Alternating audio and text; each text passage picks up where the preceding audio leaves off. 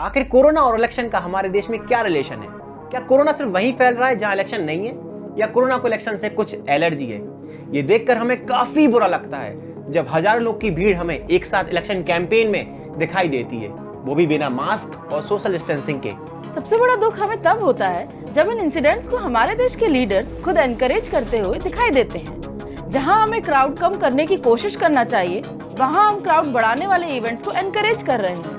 अगर बात करें मीडिया की, तो ऐसा लगता है मीडिया खुद इलेक्शन की कवरेज के आगे सब भूल गई है। शायद ही किसी मीडिया चैनल ने इस इशू को उठाया हो। लगता है हमने पिछले एक साल से कुछ सीखा ही नहीं। आज भारत में कोविड की सेकेंड वेव सुनामी की तरह तेजी से बढ़ती दिखाई दे रही है, और उसमें मरने वालों की संख्या भी।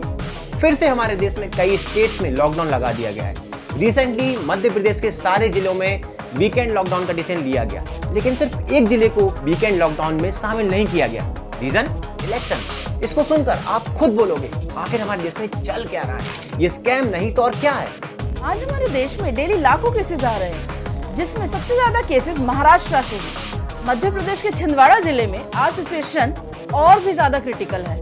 बढ़ते हुए इन केसेस का सबसे बड़ा रीजन है हमारी लापरवाही। आज हमारे देश में ऐसे कई लोग हैं जो सोशल डिस्टेंसिंग को छोड़ो मास्क भी नहीं पहन रहे हैं। रिसेंटली हुए इंडिया और इंग्लैंड के बीच क्रिकेट सीरीज में लोगों को बिना मास्क और सोशल डिस्टेंसिंग के देखा गया।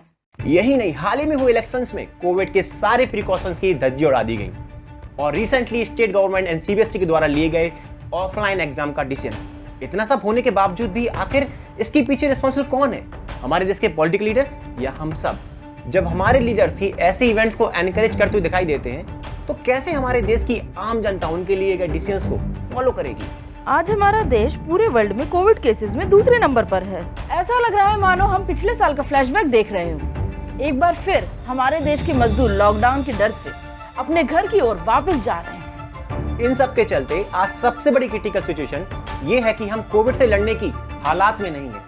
आज हमारे कई स्टेट्स में कोविड पेशेंट्स बेड्स ही अवेलेबल नहीं है। रियलिटी देखी जाए, मरने वाले पेशेंट्स में कई पेशेंट्स ने अपना दम बिना इलाज के ही तोड़ दिया। यही नहीं, हमारे हॉस्पिटल्स में ऑक्सीजन सप्लाई ही अवेलेबल नहीं है। मुंबई के कई डॉक्टर्स आज इन इश्यूज पर खुलकर बोलना शुरू कर दिया है। ये सिर्फ मुंबई की ही नहीं, बल्कि कई स्टेट्स इस क्रिटिकल सिचुएशन को आज फेस कर रहे हैं। ये सारी क्रिटिकल सिचुएशंस को देखकर ऐसा लगता है कि हमारी गवर्नमेंट ने पिछले एक साल में कुछ सीखा ही नहीं। कोविड से लड़ने के लिए कोई प्रॉपर प्लानिंग आज हमारे पास अवेलेबल ही नहीं है।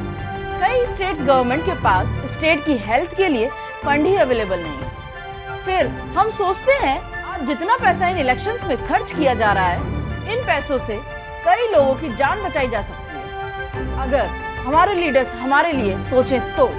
आज हमारी गवर्नमेंट को रैपिडली इन सॉल्यूशंस पर काम करने की जरूरत है, ताकि हम खुद को वेल प्रिपेयर्ड कर पाए। आज हमारे देश में हर रोज वैक्सीनेशन को लेकर बहुत से रूमर्स फैलाए जा रहे हैं, और इन रूमर्स से काफी एजेड लोगों ने देश में वैक्सीन ही नहीं ली। आज यूके, यूएस और इजराइल में कोविड केसेस कम होने का सबसे बड़ा रीजन है वैक्सीनेशन। इजराइल में सेकेंड लॉकडाउन के बाद वहां की गवर्नमेंट ने इस इशूज को काफी सीरियसली टैकल किया, और अभी तक इजराइल में लगभग 100% वैक्सीनेशन हो चुका है। यूके में 57% लोग वैक्सीनेट हो चुके हैं, और यूएस में 53%। लेकिन इंडिया में सिर्फ 7% लोगों को अभी तक ही वैक्सीन मिल पाई है। वैक्सीन प्रोडक्शन में आज हमारा देश सबसे टॉप पर है, लेकिन देश में ज्यादा पॉपुलेशन होने के कारण आज हम सबसे पीछे हैं। According to EIU, Economist Intelligence Unit, India में not be sufficiently vaccinated until the end of 2022, और इसका सबसे बड़ा रीजन हमारे देश की पॉपुलेशन है।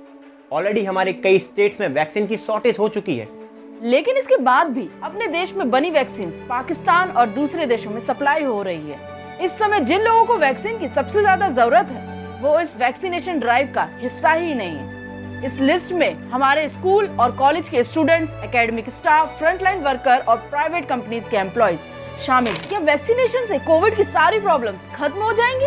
नहीं, वैक्सीनेशन सिर्फ एक स्टेप है कोविड से बचने के लिए। According to data from Israel, जिन लोगों ने वैक्सीन के दोनों डोज पूरे कर लिए हैं, उनमें कोविड होने के सिर्फ 0.07% ही नॉर्मल के सामने आए हैं। इसका मतलब आपको मास्क और सोशल डिस्टेंसिंग को तब भी फॉलो करना पड़ेगा, ताकि आप दूसरों को पॉजिटिव होने से बचा पाए। इस पर वैक्सीन बनाने वाले सीरम इंस्टीट्यूट ऑफ इंडिया के चीफ अडार पूनावाला का कहना है, कोरोना की वैक्सीन ये तय नहीं करती कि आपको वायरस का इन्फेक्शन नहीं होगा, लेकिन ये तय जरूर करती है कि वैक्सीन लेने के बाद अगर आपको कोरोना होता है तो आपको ट्रीटमेंट लेने के लिए हॉस्पिटल जाने की जरूरत नहीं पड़ेगी। हालात को देखते हुए हमारी गवर्नमेंट्स को कुछ कड़े स्टेप्स लेने की जरूरत है, जिससे आपकी और हमारी आम जनता की जिंदगी अफेक्ट ना हो और सेकेंड वेव को रोका जा सके। जैसे वैक्सीनेशन की स्पीड को बढ़ाना, क्योंकि वैक्सीनेशन एक श्योर शॉर्ट सॉल्यूशन है किसी भी डिसीज को रोकने के लिए। इसके अलावा सरकार हॉस्पिटल को प्रिपेयर करे, नंबर ऑफ हॉस्पिटल बेड्स को बढ़ाए, खासकर उन एरियाज में जहां सबसे ज्यादा केसेस देखने को मिल रहे हैं। आज ना केवल गवर्नमेंट बल्कि हम सबकी एक रिस्पॉन्सिबिलिटी है, हम सोशल डिस्टेंसिंग को फॉलो करें, मास्क पहने और रेगुलर अपने हाथ धोते रहें। इस क्रिटिकल सिचुएशन में हमें और हमारे पॉलिटिकल लीडर्स को ये समझने की जरूरत है, कोविड अभी हमारे बीच में ही है। पॉलिटिकल रैली जैसी इवेंट्स जब हमें अपने लीडर से देखने को मिलते हैं तो लगता है हमारा देश एक गलत ट्रैक पर ही चल रहा है। ऐसे ही हम दूसरों के बीच कैसे एग्जाम्पल सेट कर पाएंगे? इस तरीके से न्यूजीलैंड, ऑस्ट्रेलिया और इजराइल की गवर्नमेंट ने कोविड के सॉल्यूशन से जो एग्जाम्पल सेट किए हैं वो काफी तारीफे काबिल हैं। अगर आज हम पिछले एक साल में लिए गए लेसन्स को सॉल्यूशन में नहीं बदल पाए तो आने वाले समय में हमें कोविड की थर्ड और फोर्थ वेव भी देखने को मिल सकती है। ऐसी वीडियो से हम आपको सेल्फ थिंकर बनाना चाहते हैं। अगर आपको हमारा कंटेंट पसंद आता है तो आप इस वीडियो को अपने दोस्तों में शेयर करें और हमारे चैनल को सब्सक्राइब करके इस बेल आइकन को प्रेस जरूर करें।